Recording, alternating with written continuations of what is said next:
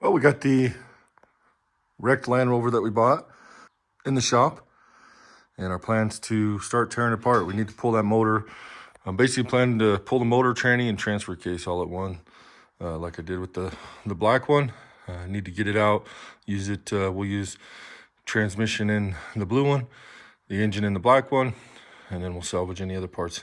While I'm doing it though, like stuff that's not salvageable, I'm gonna go ahead and make a pile of it, so I can throw it away, and then just kind of anything that I know I need for any of our Land Rovers. So probably pull some air suspension lines off, maybe even the air pump while it's in here, but we'll see. Biggest thing I want to do is get this engine and tranny out, because that's what I'm waiting for, the tranny for the blue one. So I do have another tranny, but I don't know it's never been tested. It came out of an engine or a Land Rover that wasn't driving at the time. This one I know worked, so I'm gonna go ahead and use it, I don't have to repeat the process, and then we can always service that one. So I'm not gonna record the whole thing. I'm just gonna kind of maybe get some interesting parts, don't know. I'm hoping nothing's damaged under the engine. We did end up pulling the battery out for something, so that was kind of challenging. We had to pry up on the firewall, so I'm not sure. If you look, you can kind of see this is pushed over, so we don't know how much of a challenge it's going to make to actually get the engine out. So stay tuned for that. We'll kind of, as we get stuff ripped off here, we'll show you. I'll take some quick video just showing you the damage, and then what we have to do to get to it, and then yeah, we'll just take you along. All right, guys, let me get started on this. All right, guys, I just want to give you an update, show you kind of what we're seeing now. I pulled that fan tread off. You can see in here how that radiator just got pushed in. The fan's no good. Fender's back in there pretty good, right up against the high pressure fuel lines. And then, yeah, so it's pushed back pretty good. Hopefully there's no damage. I'm hoping the frame rail protected the engine, but we won't know until we get it all apart. Yeah, it's kind of what I'm working on. Getting the easy stuff out of here, separating the broken stuff. This bare box was not salvageable. The bottom was busted out, but I did save the top. Obviously, mass airflow sensor. This thing's busted up, so we'll see what we can do with that. But yeah, I'll just keep on going.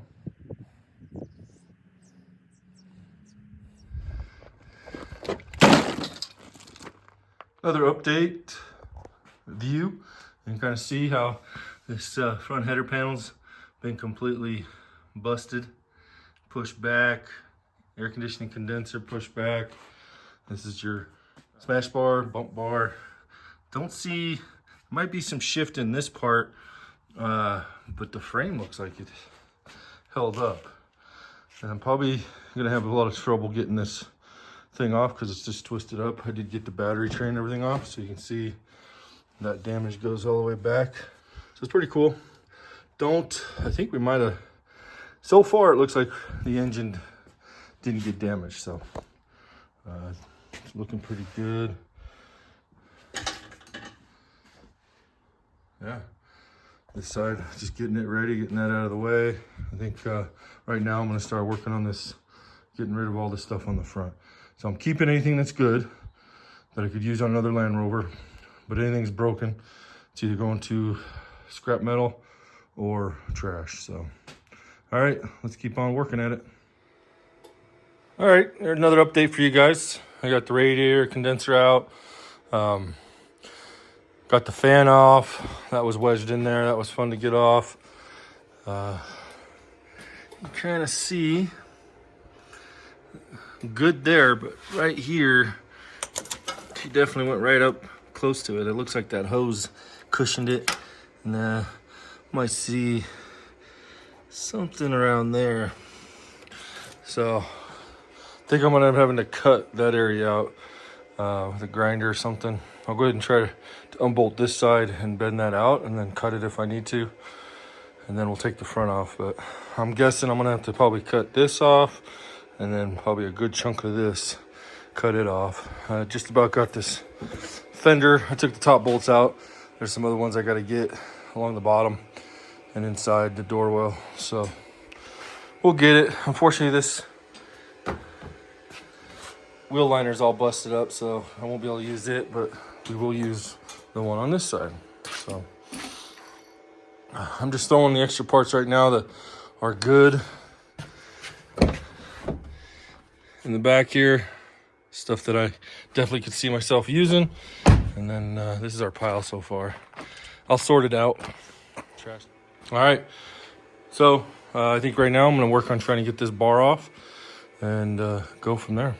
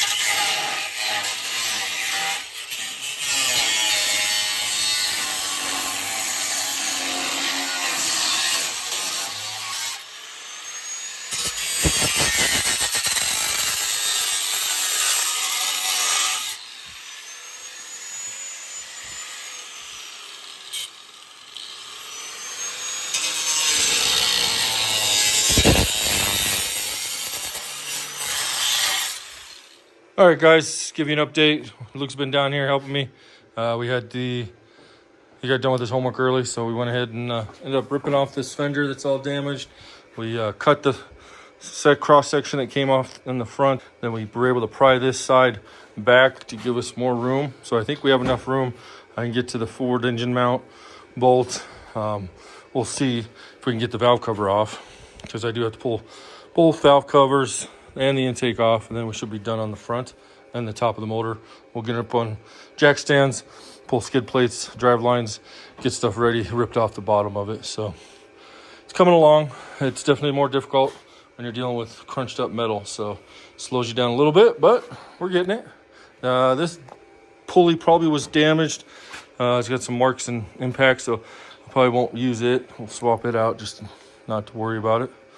All right, we'll get back at it. All right, guys, give you a little update. I got it up on jack stands because now I think I got everything done on the top. Luke and I pried the crap out of this thing, got enough space. We got the valve covers off, got the wiring harnesses disconnected, pulled up into the center of the engine, got the rear crossover pipe. I think I still got to take that bracket off, so I'll probably do that. But right now, I think I'm ready. I still got to disconnect the alternator and the power steering hose, but I want to get the skid plates and stuff off. And so I think I'll get underneath, unbolt everything, disconnect everything that I need to down underneath, and then get the transmission jack in the right spot. And then we'll be able to start lifting this up, and then I can remove the alternator in the power steering pump. Well, it's coming along. I think we did good, making good progress. So we'll keep at it. All right, that's probably the extent of all the unusable parts. So the metal stuff, I'll take the scrap metal. All the plastic will be hauled off to the trash, but all things considered, not too bad. So let me get this loaded up. We'll still got to pull some stuff off the bottom that we want to take off to pull this motor out. All right, we got another 5-liter pulled engine and transfer case all in one from a Land Rover LR4, also known as Discovery 4. So yeah, we got it out. This is the big thing we wanted to get out of this wrecked Land Rover. And if we look over here, we lucked out pretty good. There's no damage to this side where the fender caved in. I think the most you can see is some scuffing from a rubber hose that got pinched in between. I'll check. I might change that out just because the bearing sounds a little, and why take the risk. So one thing I do want us to show, this has the original vacuum pump. It was never replaced. There's 2 bolts that hold it on, and how you can tell it's not been replaced is these bolts are longer, so your flange is actually out here more. But here's what happens. You can see the buildup here. There's no drips in the driveway, but it does leak, and it just coats the whole bottom side of the engine. And if you keep going, the oil pan on the transmission even has a layer of oily mist. The starter. So, number 1 main oil leak on the front of a Land Rover 5-liter, Jaguar 5-liter. It's probably gonna be the same. Again, you can change just the seal, but they have an updated pump. I just end up replacing the pump. I might try just doing the seal and see how well it does, and we'll go from there. But yeah, this is it. I didn't take, if I was gonna do timing on this one, I would have broken this bolt loose first before pulling it out, because it just gives you that much, it's something to hold the engine, because there's a lot of torque on this bolt. I've already done the timing on this engine, so I'm not pulling the front cover off. It's gonna be, once we get it down and out, I'm gonna get it on the engine stand. We'll put the valve covers on to keep the valve train clean. And the engine's going in the engine stand until we pull in the black one. But let me get this out and we'll talk a little bit more about it. And I'll explain why I like pulling it out, and show you that none of my heat shields are damaged. Nothing is damaged when you pull it out like this. I don't have a lift to take the body off. If I did, I'd probably give it a try, and then I'd give an honest opinion on which one is easier. There's a lot of things you got to take off and disconnect when you pull the body off as well. So we'll go from there. Let me get this slid out further and get a better look. All right, guys, so gonna give you an idea. This is what we have to do to pull it out. We kept the power steering pump on, air conditioning pump. We did have to take the hose off. I think if it wasn't wrecked, we probably could have kept this hose on. This one, we'll have to see when we do the blue one. But this one I had to take off because it was getting pinched on the fender well. So not a big one. We took that off. I'll get something to fill that hole. We left this line on. I try to tape all my air conditioning lines like that. Alternator's still on. All your pulleys are on the front. I did take the tensioner off because that's where I mount my engine hoist. One side to the tensioner bolt, and the other one over here. And that gives it a good even square up. It doesn't, if I just did the tensioner, it'll lift it, but it just cockeyes it, which kind of makes it challenging. But transmission cooler lines right here. You can see those, they go all the way down. And that, the transmission cooler is that piece right there. So looking at it, you would almost think the transmission cooler is leaking. But look at the oil that over time that vacuum pump just leaks enough to make a nice nasty mess. So no stress, easy to change. Do it on an oil change, and you don't have to worry about figuring out how much oil you got. So I do pull the complete intake off, both valve covers and the rear crossover pipe, and then there's a bracket here that mounts on the back, or it's this one right here. That's what stabilizes interior heater core lines. The nice thing is the harness goes with the engine, so it's easy to attach everything to the engine and transmission transfer case. You can see you have to take these off to get the valve cover off. This disconnects from PCM, so those harnesses just lay on top. The starter power wire just disconnected from the super fuse or main fuse at the battery terminal. It'll pull back. There's one ground wire on the front, which is right there. Goes to the bottom of the engine. You can either disconnect it from the engine or disconnect it from there. This has got broken in the crash, so we just took it off. We just had to take off this bolt, keeper bolt. You see, we leave the forward oxygen sensors all plugged in. Transmission harness is all attached all the way back. The only thing you have to unplug on the wiring harness underneath is, this is one of the oxygen sensors, and this is the other oxygen sensor. And then you got 2 fuel line connections, right? And I'm gonna go over this step by step in my future. In the Blue Rover, it's gonna be step-by-step engine removal. I'm just kind of showing you how simple it is. Nice and clean, everything comes out. You can see my heat shields aren't damaged. They're all in place.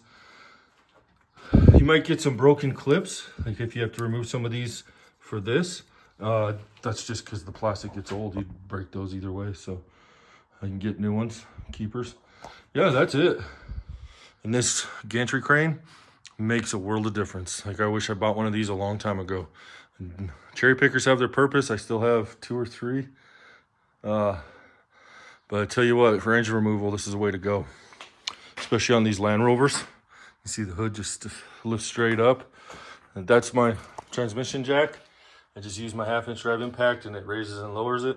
Once I get it set where I want, it goes all the way down. And it just allows, as I'm pulling this engine out, it lets that transfer case, instead of dragging on the ground, just rolls it right out, and it gets it high enough to where I don't even hit the cross members. So front drive line, since this is a parts vehicle, you do have to take it off at the transfer case. I zip tied it to the frame so it stays out of the way. Otherwise that thing will get in your way. I'm gonna take it off because it's a parts vehicle and it's easier to take it off now. Your steering shaft, you do have to take out 1 bolt and it slides out. So you wanna, I just make sure my steering wheel's straight. I don't turn my wheels till I'm done. Then I put it back on. That way you don't have to worry about breaking your clock spring. So I'm getting a little too much in depth for this video. So I'm gonna wrap it up. You can see the damage mainly to the body. Looks like the frame held up pretty good. The vehicle's still salvaged, but technically I guess the frame is still good. You have to take some measurements and see